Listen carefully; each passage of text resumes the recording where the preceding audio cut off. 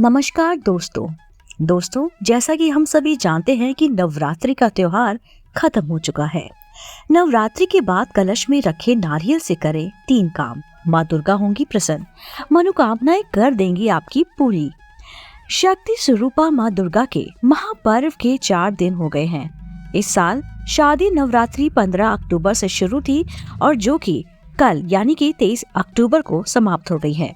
नवरात्रि में पूरे 9 दिन पूजा पाठ के साथ व्रत रखा जाता है। दरअसल नवरात्रि एव संस्कृत शब्द है जिसका अर्थ है नौराते। इस नौरातों में 10 दिनों के बाद शक्ति यानी कि भक्त शक्ति की देवी माँ जगदम्बा के 9 रूपों की पूजा करते हैं। नवरात्रि के पहले दिन कलश स्थापना या फिर घट स्थापना के साथ ही साथ इसकी शुरुआत होती है। इस दौरान एक नारियल रखकर कलश स्थापना की जाती है। और क्या किया जाता है? हालांकि इस तरह ये सवाल कई लोगों के मन में होता है कि ज्योतिष शास्त्र के मुताबिक जिस श्रद्धा पूर्वक कलश स्थापना होती है ठीक उसी की तरह इसे हटाना भी जरूरी होता है।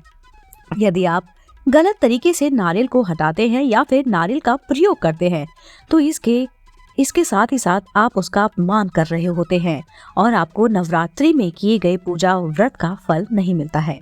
आइए उन्नाव के ज्योति आचार्य से जानते हैं कि नवरात्रि के बाद कलश में रखे नारियल का क्या करना चाहिए।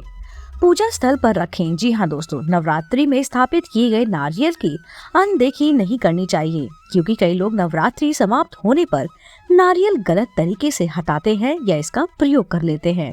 ऐसा करने से 9 दिन की पूजा का फल नहीं मिल पाता है। बता दें कि कलश पर रखे नारियल में माता रानी की विशेष कृपा होती है। ऐसे में नवरात्रि के बाद इस नारियल को लाल रंग के कपड़े में लपेटकर पूजा स्थान पर रखें। ऐसा करने से माँ प्रसन्न होती है और आपकी सभी मनोकामनाएं पूर्ण करती हैं। प्रसाद के रूप में खाएं नारियल। जी हाँ दोस्तों, नवरात्रि में स्थापित कलश के ऊपर रखे नारियल को 9 दिन के बाद विधि विधान से हटाना चाहिए। इसके बाद आपको नदी में या फिर बहते पानी में इसको प्रभावित कर देना चाहिए या फिर बेहतर होगा कि आप इसको प्रसाद के रूप में कन्याओं को बांटें और स्वयं भी खाएं। ऐसा करने से आप माँ से सुख समृद्धि पा सकते हैं।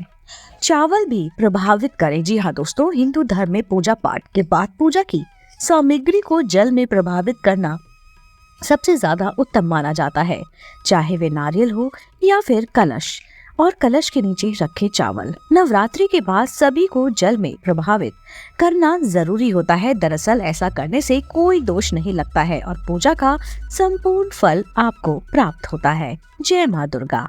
दोस्तों, उम्मीद करती हूँ आपको ये जानकारी काफी पसंद आई होगी। अगर आप मेरे चैनल को देखना पसंद करते हैं तो इसको सब्सक्राइब जरूर कर लीजिए क्योंकि मेरे द्वारा अपलोड की गई वीडियो आप तक सबसे पहले पहुंचेगी तो मुझे खुशी होगी। दोस्तों, मैं फिर से उपस्थित होती हूँ आपके समक्ष इसी चैनल पर नई रोचक जानकारी और कहानी के साथ। दोस्तों, बेल आइकन को जरूर प्रेस कीजिएगा। फिर से उपस्थित होती हूँ मैं। नमस्कार।